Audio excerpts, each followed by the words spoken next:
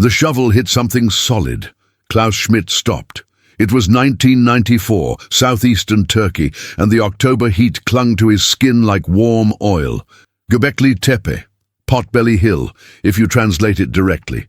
An insignificant mound in the middle of nowhere, covered with scattered stones that local farmers avoided because they made the soil impossible to plough. Nobody paid attention to it. Just another forgotten hill in a landscape full of forgotten hills. 500 years before Christ. That's what the first carbon dating showed. Then the second, then the third. Every test came back with the same impossible answer. This place was old, older than the pyramids, older than Stonehenge by 6,000 years, older than pottery, older than metallurgy, older than writing. Story they taught you in school goes like this. First comes farming, then comes surplus, then comes settlement, then comes religion, then comes architecture, then comes civilization. In that order, always in that order. It's called the Neolithic Revolution, and it's been the foundation of archaeological theory for decades. Animals, no permanent villages. They roamed the hills chasing wild game and gathering wild cereals, and yet somehow, some way, they came together and constructed something that defies every rational explanation. Circular structures, stone pillars weighing up to 20 tons each, transported from quarries miles away without wheels, without pack animals, without metal tools. Spent years uncovering one circular structure after another, each one buried beneath the next, like layers of a forgotten dream. And the deeper he dug, the older they got, the better preserved they became, as if whoever built this place wanted it hidden, protected, preserved for someone in the future to find. Construction would have required hundreds, maybe thousands of people working together, coordinating, planning, organizing on a scale that shouldn't be possible for nomadic hunter-gatherers, because nomads don't build monuments, they move, they follow the herds. They don't carve 20-ton pillars and arrange them in perfect circles aligned with celestial bodies. They filled in the circular structures with tons of dirt and rubble, creating the hill that would hide their creation for the next 10,000 years. Not destroyed, not abandoned, buried, like a time capsule, or a secret too dangerous to leave exposed. Because Göbekli Tepe isn't just old, it's impossible. It's a temple complex built by people who weren't supposed to build temple complexes. It's organized religion before organized society. It's monumental architecture before monuments. It's everything happening in the wrong order, 5,000 years before the Sumerians would get credit for inventing civilization. That broke through the academic silence and forced the world to look at what was hidden beneath the soil of the ancient world. Because once Schmidt opened that door, others started looking, started digging, started finding evidence of cultures and civilizations that existed long before anyone thought possible. To Egypt and Mesopotamia and the civilizations we're comfortable with, the ones that fit the narrative, the ones that make sense. We forgot, built by people whose names we'll never know, creating things that would influence everything that came after, even though they never got credit in any history book you've ever read. Develops might be completely fundamentally wrong. Valley, Palestine, a spring that never runs dry, not even in the cruelest summers when the sun turns everything to dust. Ain es Sultan, they call it, the Sultan's spring. And next to that spring, a mound, Tel es Sultan. Except that mound isn't a mound. It's layer upon layer of houses, of walls, of lives stacked on top of each other across 10,000 years. Been digging there since the early 1900s, and every time they sink a shovel into that tell, they find something that pushes the dates back further. Ernst Sellin and Karl Watzinger came first, looking for evidence of the biblical walls that came tumbling down. They found walls all right, just not the ones they expected. These walls were older, much older, built thousands of years before Joshua supposedly marched around them blowing trumpets. 8,000 BCE, someone decided that this spring, this precious source of water in an otherwise harsh landscape, needed protection, so they built a wall, Not a simple fence or a barrier of stacked stones. A massive fortification system carved straight through bedrock. The wall itself stretched for 600 meters around the settlement, and surrounding it was a ditch, 8 meters wide, nearly 3 meters deep, cut through solid rock. And that for a second. No metal tools, no machinery, just stone pounding against stone, day after day, week after week, year after year. The labor involved must have been absolutely brutal. And yet they did it, because water meant survival, and survival meant protecting what you had. Now, one of the oldest stone structures on Earth, and nobody really knows why it exists. Something we can't quite understand from our position 10,000 years in the future. 10 millennia later, bones, and then they were covered with plaster, shaped, molded. Sometimes shells were inserted where the eyes used to be. Think the plastered skulls might have been tied to inheritance, a way of showing that the house belonged to this family, these ancestors, this lineage. Others believe it was purely religious, a spiritual practice we can barely comprehend from our modern perspective. Sleep, watching you live your life in the space they once occupied. It's intimate and deeply, profoundly strange. Skulls were plastered and placed on display for the next generation. That threshold, showing us what it looked like when humans decided to stop moving and start building. Possible when survival consumed everything. Think. And hey, if you're finding this fascinating, hit that like button, subscribe, because there's a lot more where this came from. More forgotten cities, more impossible structures, more evidence that civilization is way older and way stranger than anyone wants to admit. Really stopped. It was destroyed and rebuilt over and over, different peoples, different empires, different religions, but that spring kept flowing, and people kept coming back. Layer upon layer of history literally stacked on top of each other, creating that massive tell that archaeologists are still excavating today. Languages appeared and disappeared, while entire civilizations bloomed and withered into dust. Jericho kept going. Piece of this puzzle. One city, one spring, one wall carved through bedrock by people who refuse to keep wondering. There are others. Other places, other cultures that existed in that murky period before writing, before recorded history, before the Sumerians would get credit for inventing everything. Mud brick houses packed together like cells in a giant honeycomb. And here's the part that defies all urban logic. There were no streets. By someone who'd never heard of city planning. Outside world, starting in 1958. And when his team started uncovering house after house, all identical in design, all packed together without space between them, he realized something profound. This wasn't just weird architecture. This was a statement, a deliberate choice about how society should function. Living area and a storage space. Each house had an oven for cooking. Each house had platforms for sleeping. Each house had wall paintings and decorations. But nobody's house was bigger. Nobody's house was fancier.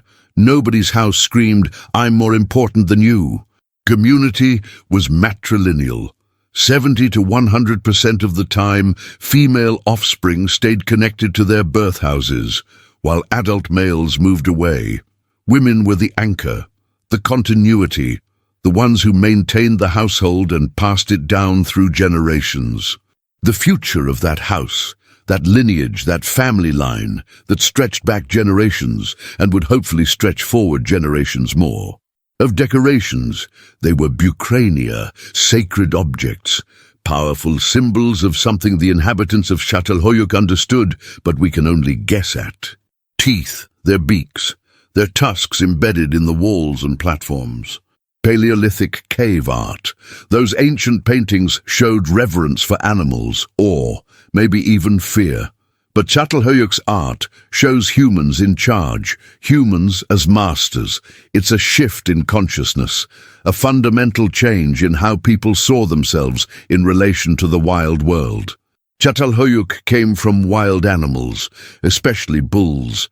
They were hunting these creatures, killing them, eating them, and then bringing parts of them back into their homes to mount on the walls like trophies, like reminders, like prayers to something we don't quite understand. The open fields, and they waited for the vultures to come, those enormous birds with wingspans that could blot out the sun, and the vultures would feed, strip the flesh, leave only bones. Itself, generations of ancestors stacked beneath the floors, where children played and families ate, and life continued. Nobody's supposed to be more important than anyone else. Still excavating today. Same house, what does that mean? Adoption, collective child-rearing, some ritual practice we can't interpret from scattered bones and ancient DNA. Showing signs of warfare. Just this peaceful, strange, impossibly dense community living on top of each other, walking across each other's roofs, sharing walls and space and lives.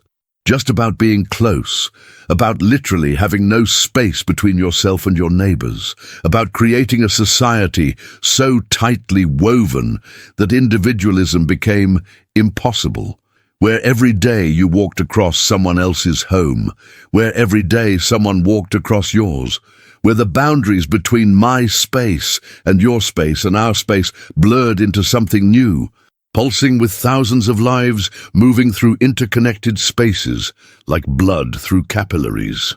Pakistan, Balochistan, the foothills of the Bolan Pass, one of the major routes between the Iranian plateau and the Indus Valley. And there, hidden in an arid plain that looks like it has nothing special to offer, sits an archaeological site called Mehrgarh, of civilization in the subcontinent. It showed that agriculture, animal domestication, sophisticated pottery, metallurgy, and even proto-dentistry were happening in South Asia thousands of years earlier than anyone thought possible. Hunter-gatherers, experimenting with wild grains. They were committed agriculturalists, growing domesticated wheat and barley, 6-road barley specifically, herding cattle, sheep and goats, building mud brick houses with internal subdivisions, storing grain in granaries. Time as Jericho, at roughly the same time as the earliest layers of Çatalhöyük, but on the other side of the known world, in a region that most people don't associate with early civilization at all. Impossible. About 20 to over 40. 4 men, 2 women, and 3 whose sex couldn't be determined. And the study, published in Nature in 2006, concluded that this represented a long tradition of proto-dentistry in early farming cultures of the region. Not an isolated experiment, a tradition, a practiced skill passed down through generations. To about 3000 BCE, Mehrgarh pushed that back 4,000 years. 4,000 years of forgotten dentistry, of someone drilling into infected teeth with stone or copper tools, trying to relieve pain, trying to save the tooth, trying to heal. Precisely drilling into your molar while you sat there and endured it, because the alternative was worse, the infection spreading, the pain becoming unbearable, death, potentially, from an abscessed tooth. Medicine. With local copper ore. They lined their large basket containers with bitumen to make them waterproof. They were adapting, innovating, solving problems with whatever materials their environment provided. They were using sophisticated firing techniques. There was even an area specifically reserved for pottery production at one of the mounds, an industrial zone, specialized labor, economic organization, characteristic band of hooks or S-shapes that looked like wavy grass. This wasn't isolated development. This was trade, cultural exchange, networks of communication stretching across thousands of miles. Metallurgy and away from ceramic artistry. Styles, from the construction methods, from the trade networks. 6 kilometers south, the climate was becoming more arid. Balochistan was drying out. The people were following the water, following the resources, moving toward the Indus Valley, where the great rivers could sustain larger populations and more complex urban centers. The genetics were distinct, which means migration, mixing, new peoples arriving and integrating with the old, the story getting more complicated, more layered, hidden, And then, in 1974, Jericho began the systematic excavation that would uncover one of the most important Neolithic sites in all of archaeology. Have been destroyed in decades of neglect. Cultures, all of them thriving thousands of years before the Sumerians would supposedly invent civilization, all of them developing agriculture, architecture, religion, art, technology, social organization, all of them changing everything, inventing everything, creating the foundations upon which every civilization that followed would build. Wondered what came before the beginning that everyone agreed was the beginning. Groundwork for everything they would eventually build. Religion might have come before agriculture, that the desire to gather, to create something sacred, to build monuments to gods or ancestors or forces we can't name, might have been the spark that led people to settle down in the first place. Not because they needed to farm, but because they needed to worship together, around it, and say, this is ours for the first time in our species' history. Water equals life. Control the water, control survival, build a tower, dig a ditch through bedrock, keep the dead close beneath your floors. Remember where you came from. That came after.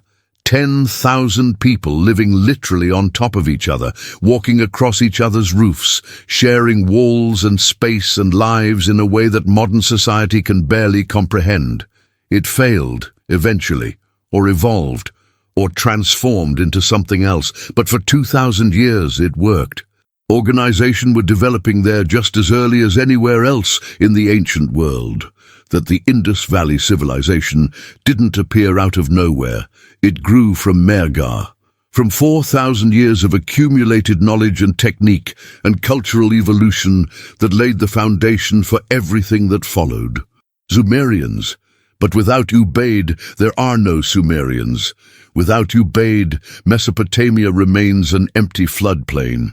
Everything that would make Mesopotamia the cradle of civilization, scale that could support large populations. More elaborate than the last, until it became the massive ziggurat that defined Sumerian religious architecture. Different activities. Everywhere. It's found from northern Mesopotamia down to the Persian Gulf Coast, evidence of trade networks, cultural exchange, a shared identity that stretched across vast distances. Hierarchy that would eventually crystallize into the city-states and kingship of the Sumerian period. Crowns. Some hold infants, some carry scepters or other symbols of authority. Plausible to wild. Some scholars think they depict a serpent or lizard deity associated with the primordial waters of the Tigris and Euphrates. Water gave life. Water could also destroy through floods. A reptilian god might embody both aspects. The elaborate headdresses suggest divinity or priestly status. The human world and the spirit realm. The reptilian features represent metamorphosis, the liminal state between human and something else. The Ubaid people, but which we can only interpret through the fragmentary evidence they left behind. BCE, it was gradually replaced by the Uruk period, which led directly to the emergence of Sumerian civilization. But everything the Sumerians would achieve, everything they would build and invent and record in the world's first writing system, all of it rested on Ubaid foundations. The temples, the irrigation, the social organization, the trade networks, the specialized labor, the religious practices. Down, they left texts and king lists and hymns and legal codes that survived for us to read 5,000 years later. So history begins at Sumer, they say. Civilization starts with the Sumerians.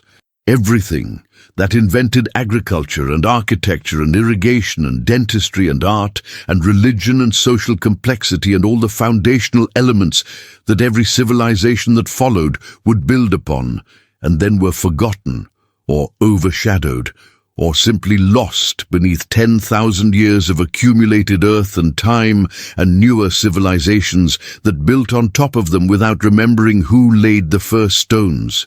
We're digging now. We're uncovering evidence that pushes the timeline of human civilization further and further back, finding complexity where we expected simplicity, finding sophistication where we expected primitive beginnings, finding proof that our ancestors were smarter, more creative, more capable than we ever gave them credit for.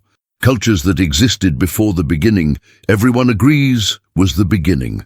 5 civilizations that changed the world and then disappeared into the layers of history, waiting for someone to ask the right question.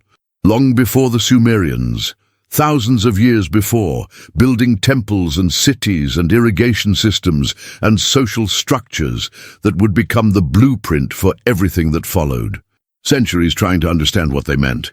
Clay and record it for posterity. It